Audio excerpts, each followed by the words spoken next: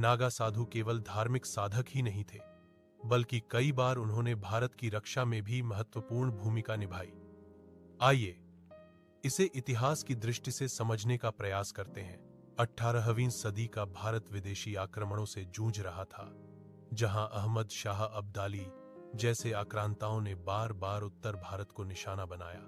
1757 में अब्दाली ने दिल्ली और मथुरा को लूटने के बाद गोकुल की ओर बढ़त बनाई, जो धार्मिक दृष्टि से अत्यंत महत्वपूर्ण स्थान था।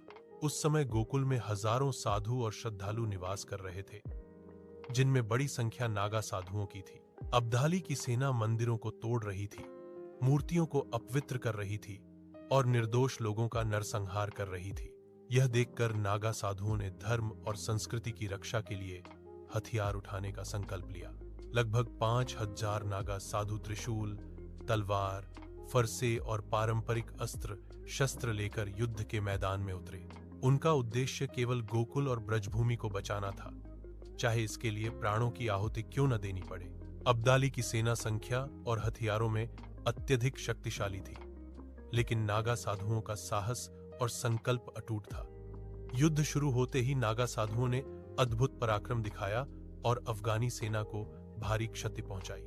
इस भीषण संघर्ष में लगभग 2000 नागा साधु वीरगति को प्राप्त हुए, लेकिन उन्होंने दुश्मन को पीछे हटने पर मजबूर कर दिया। अफगानी सेना को गोकुल से पीछे हटना पड़ा और यह युद्ध नागा साधुओं की वीरता का प्रतीक बन गया। इस घटना ने यह संदेश दिया कि साधु संत आवश्यकता पड़ने पर केवल साधना तक सीमित नहीं रहते, बल्कि हथियार उठाकर आक्रमणकारियों के विरुद्ध रणभूमि में उतरते थे। गोकुल का युद्ध भारतीय इतिहास में बलिदान और साहस की अमर गाथा के रूप में दर्ज है। बाद के वर्षों में कई आक्रमणकारी नागा साधुओं का नाम सुनकर भयभीत हो जाते थे।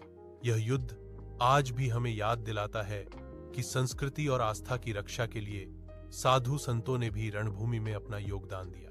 यदि आपको यह वीडियो पसंद आया हो तो कृपया इसे लाइक करें, शेयर करें और चैनल को सब्सक्राइब करें। धन्यवाद।